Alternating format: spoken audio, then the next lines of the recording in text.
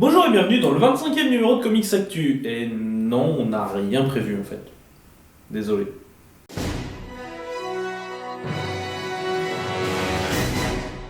Commençons déjà par quelques petites nouvelles concernant les adaptations en tout genre. L'adaptation du graphic novel Wilson de Daniel Clowes vient d'avoir sa première bande-annonce. Le compositeur de la musique du film Deadpool, Junkie XL, décide aussi de quitter le projet Deadpool 2, par solidarité avec le réalisateur parti, Tim Miller. Le scénariste Eric Eiserer a quitté le projet du film Sandman, car il déclare que ce projet n'est pas adaptable en film, mais marcherait du tonnerre à la télévision. La Paramount et le scénariste Akiva Goldsman viennent d'acquérir auprès de Rob Liefeld les droits du personnage Evangeline, une créature céleste virée du paradis qui combat des démons. Pour rappel, Akiva Goldsman a scénarisé les deux Batman de Schumacher et a fait des adaptations qui passent carrément à côté du sens de l'œuvre d'origine, comme Je suis une légende ou iRobot. Donc bon courage à tout le monde. Disney XD et Marvel Entertainment viennent de sortir ce qu'ils appellent l'évolution du motion comics avec les bizarrement nommés vidéo comics. Pour l'instant ce n'est pas vraiment probant, il n'y a aucune différence avec les motion comics et j'ai vu des motion comics bien mieux réalisés que cela. Chez DC Comics, on va rendre hommage à l'auteur Steve Dillon, décédé récemment en publiant ses doubles pages dans les titres à sortir pour la semaine du 16 novembre. Aux États-Unis, c'est très bientôt les élections présidentielles, ce qui explique un certain calme niveau annonce aussi. C'est pourquoi DC Comics s'amuse à faire des titres parlant des élections, mais chose rare en utilisant que le contexte n'étant pas partisan explicitement pour un candidat. On peut retrouver ce contexte dans le numéro 5 des Pierres à Feu, ainsi que dans le numéro spécial Catwoman Election Night, où Catwoman se présente pour maire et où l'on retrouve le personnage de Prez.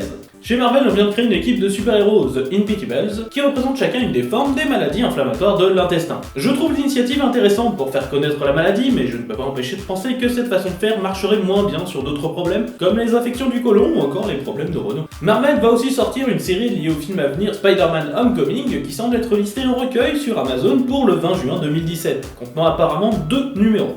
L'écrivain R.L. Stine, des romans Chair de Poule, va donc écrire des scénarios pour Marvel Comics, mais l'on ne sait pas encore pour quelle série. Peut-être l'une des séries qui va sortir de l'event Monster Unleashed, vous savez, le titre qui a commencé à être vendu comme un petit amusement sans rien de plus et qui ressemble de plus en plus à ton event lambda avec tie-in, répercussions et tutti quanti. Je vous ai déjà parlé de Harbinger Wars 2 chez Valiant, mais une petite subtilité étrange m'avait échappé. L'event est actuellement lancé via une série appelée Harbinger Renegade, et des coupons sont présents dans les 4 premiers numéros de la série. En envoyant ces 4 coupons, l'on peut obtenir le numéro 0 de la série. Bordel, ce sont supposés être des œuvres culturelles, de l'art, pas des sachets de lessive. Norman Lee, un encreur qui a travaillé pour Marvel, DC et Dark Horse, est toujours porté disparu depuis le 5 mars 2015 où il a disparu aussi caïman. Cela fait 20 mois et le FBI continue la recherche en proposant cette fois une récompense de 10 000 $ pour des informations permettant de retrouver l'artiste ou au moins sa trace. On espère que cette récompense permettra de le retrouver. Le Cartoon Art Museum de San Francisco, qui est dédié aux cartoons et aux comics, a enfin un nouveau local après un an à jouer les sans domicile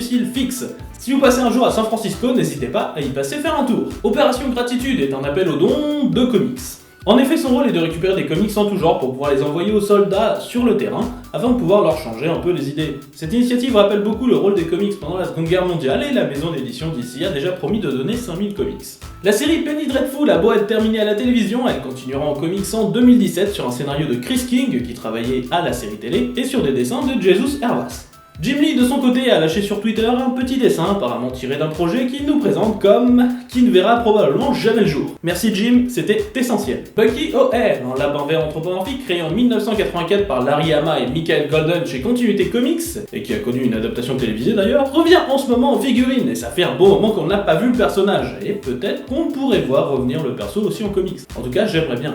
Enfin, Topco vient de lâcher sur sa page Facebook un lien pour télécharger en PDF le premier numéro de Nine Generation, sorti en janvier 2015. Ce serait dommage de ne pas en profiter pour s'en faire une idée. Bienvenue en zone spoiler, à partir de ce point la rédaction peut et va vous spoiler ouvertement vos gueules. Chez DC apparemment l'anneau fantôme permettrait de canaliser toutes les puissances du spectre émotionnel et bon sang c'est pas mal comme idée. Chez Marvel ça y est, Alchemy, un mutant créé en 1989 et carrément obscur, vient enfin de devenir un X-Men, il va pouvoir briller, avoir son heure de gloire et...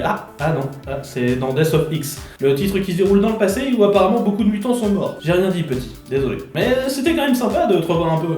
Toujours chez Marvel, un des personnages qui apparaît de dos dans une des couvertures de Monster Unleashed serait possiblement déjà apparu dans les titres récents de Marvel, vu qu'il s'agirait d'un personnage, pour l'instant anonyme, apparu dans le numéro 11 de Totally Awesome Hulk. Il s'agirait d'un adolescent qui semble se nourrir des émotions l'environnant et pouvant se transformer en monstre. Pendant ce temps-là, l'on apprend le code Wi-Fi de la fille de Vision, et bordel, la continuité a vraiment de très bons côtés. C'est tout pour cette semaine, alors à la prochaine, et en attendant, lisez bien.